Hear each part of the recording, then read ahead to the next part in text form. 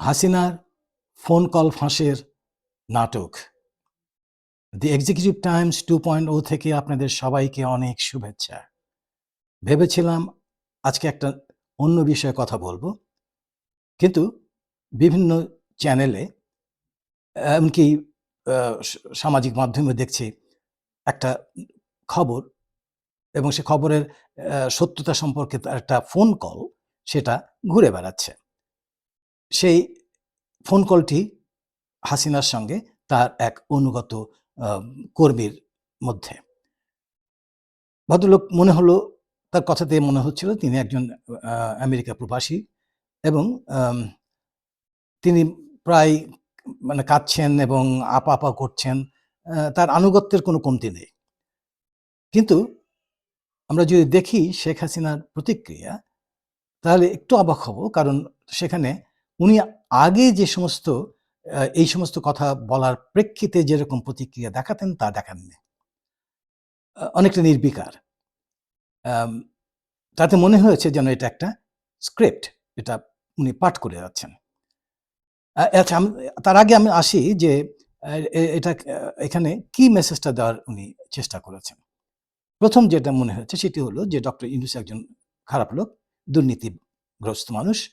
আম আর উনি ভালো মানুষ, কারণ উনি উনি একটি দুর্নীতির কথা বলছেন, সেটা হচ্ছে যে ওই রূপপুর পারমাণবিক বিদ্যুৎ কেন্দ্রে নাকি কত লুটপাট হয়েছে, অথচ উনি বলছেন আমরা তো খাইনি।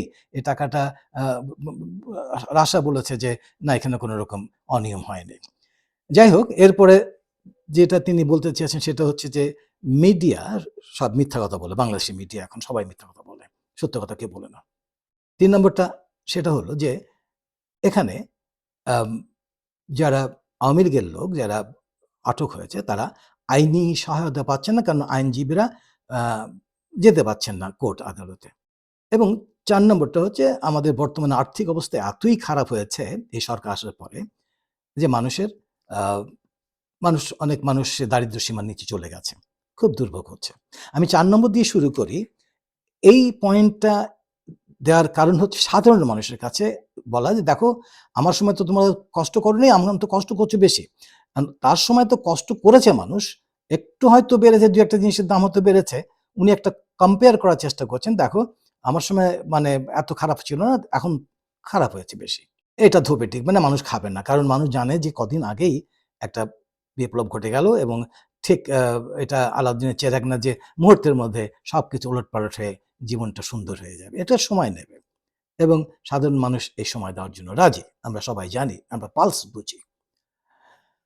এখন আমরা যদি ১ম টাতে আসি, ডক্টর ইউনূসকে তাকে তার নামকে ম্লান করা, অর্থাৎ তাকে আ খারাপ বলে প্রমাণ করা, তিনি যে একজন দুর্নীতিবাজ ইত্যাদি। এখন আবার ওই একই কথা যে উনি কি করেছেন না করেছেন ইত্যাদি। কিন্তু সেগুলো তো কোর্টেও টেকে নেই, কোথাও টেকে নেই। সুতরাং এটাও খাবে না। এরপরে ওই যে আইনজীবীদের কথা আমরা জানি যে এখানে আইনি সহায়তা সবাই পাচ্ছে। হ্যাঁ, এমন এমন কোনো মানে নেই যে আওয়ামী লীগের লোক নেই যে সে তার আইনজীবী নিয়োগ করতে পারছে না বা তার পক্ষে কথা বলছে না। আর মিডিয়ার কথা যেটা বলা হচ্ছে, মিডিয়া তো এই যে এই যে মানে একটা ফোন কল হয়েছে, এই ফোন কলটা আ মানে রীতিমতো প্রচার করা শুরু করেছে। তো এটা তো তার পক্ষে কাজ করছে। এটা দিয়ে প্রমাণ করা যায় যে মিডিয়া মানে তার কাজ করে যাচ্ছে। অর্থাৎ সে কে আওয়ামী লীগ, কে বিএনপি, বর্তমান সরকারের লোক কে, এগুলো বাছবিচার করছে না। যেটা বলার কথা, যেটা সংবাদ সেটা পরিবেশন করছে। যদি আপনারা লক্ষ্য করেন তার প্রতিক্রিয়া, মানে বলার সময় যে তার মনোভাব, যে ভঙ্গিমায় কোনো কথা বলছেন সেটা অ অ সেটা শেখ হাসিনার যিনি যেভাবে বলেন সেরকম না। একটা যে ব্যাপারে তাকে বলা হয়েছিল যে তিনি আ বলছে যে, "আপনি শুনলাম আপনাকে নাকি আ গাজিয়াবাদ থেকে দিল্লিতে স্থানান্তরিত করা হয়েছে।" উনি বললেন, "কে কি হয়েছে, কি হয়েছে?" কয়েকবার বললেন। কিন্তু উনি বললেন না যে এটা সত্যি কি মিথ্যে, কিছুই বললেন না। তবে আরেকটি মেসেজ যেটা দিয়েছেন তার সমস্ত মানে যারা অনুসারী আছে এখানটায়, তাদের জন্য, "দেখো, আমি আছি।" উনি বলেছেন যে, না, আমি তো বাংলাদেশের কাছেই আছি, খুবই কাছে আছি। যখন তখন আমি চট করে বাংলাদেশে ঢুকে পড়ব।" এটা ছিল তার কর্মীদেরকে উজ্জীবিত করার জন্যে, মরালটাকে মানে উঁচু করার জন্য, হাই করার জন্যে। আম এই জিনিসটা আমি কেন এই নিয়ে কথা বলছি তার একটা কারণ আছে। ৭১-এর মার্চের শেষের দিকে যখন আমি আম দিনহাটাতে যাই, কুচবিহারের ওখানে দিনহাটাতে আমি যখন যাই, ওখানে আম ১ম এ অর্থাৎ আমাদের মুক্তিযুদ্ধের ১ম দিকের কথা বলছি। তখন ১ম এই আমি শুনতে পাই শেখ মুজিবুর রহমান সাহেবের কণ্ঠস্বর রেডিওতে বাজছে। সেখানে উনি বলছেন, "আমি আছি।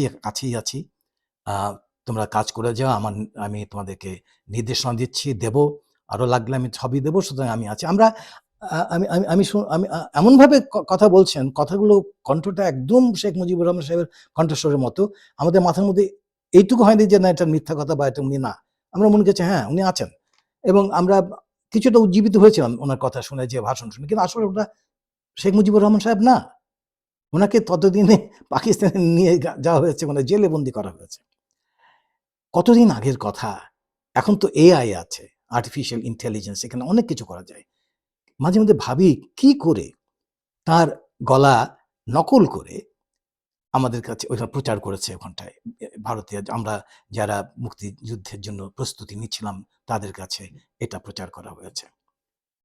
আমরা পরে বুঝেছি এটা হচ্ছে এর কাজ। এই কাজগুলোতে কাজ করতে উস্তাদ সে।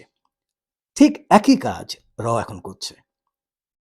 উম মানে এটা বোঝানো যে শেখ হাসিনা বন্দী না, শেখ হাসিনা দূরে নাই, তোমার দুয়ারের কাছে আছে, যখন তখন ঢুকে পড়বে, তোমরা রেডি হও, রেডি থাকো।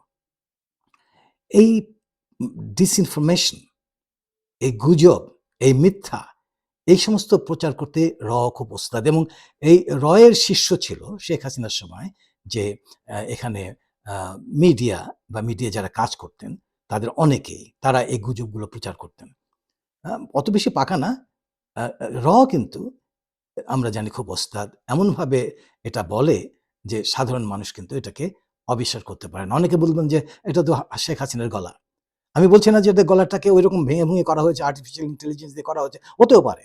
কিন্তু তা না হলেও এটা এমন তো হতে পারে তাকে যে ঘরে রাখা হচ্ছে, বন্দী করা আছে বা তাকে স্ক্রিপ্ট দেওয়া হয়েছে, বলে তুমি এটা বলো, এবং আরেকজনকে ওই তানভীর বলে সাজিয়ে দিয়ে তার সঙ্গে একটা এইভাবে নাটক-টাটক করে যে বলো তুমি এই কথাগুলো বলো। এটা করে তারপরে এই জিনিসটাকে বাজারে ছেড়ে দেওয়া হয়েছে।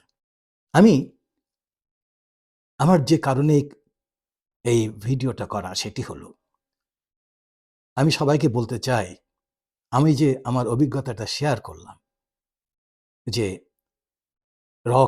কি না করে, এই যে এরকম ভিডিও চালিয়ে দেয়, এরকম মানে ফোন আলাপ প্রকাশ করে।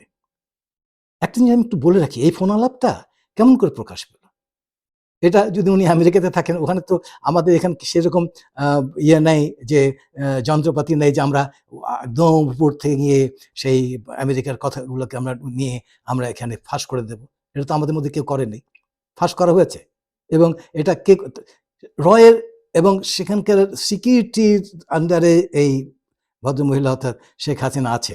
নিরাপত্তা যারা বিষয়ক মানে উপদেষ্টা আছে, অজিত দোভাল তার মানে সুপারভিশন আছে। তো এখন তার মধ্যে থেকে এই জিনিসটা ফাঁস হয় কি করে? বললে আমরা বিশ্বাস করব? ফাঁস করানো হয়েছে, করেছে। এটা ক্লিয়ার। তো আমি যেটা বলছিলাম যে এ জাতীয় ফোনালাপ ফাঁস, মিথ্যা তথ্য, এগুলো প্রচার আরো করতে পারে। আমাদের ঘাবড়ালে চলবে না, বিচলিত হলে চলবে না। এগুলোকে আমরা এগুলোকে কানই দেব না। এগুলা আমাদের জন্য কোনো আমাদেরকে বিচলিত করতে পারে না। মনে রাখতে হবে, আমরা নতুন দেশ গড়ার প্রত্যয় নিয়ে এগিয়ে যাচ্ছি এবং আমরা আমাদের অভিষ্ট লক্ষ্যে ইনশাআল্লাহ পৌঁছে যাব। আবার দেখা হবে।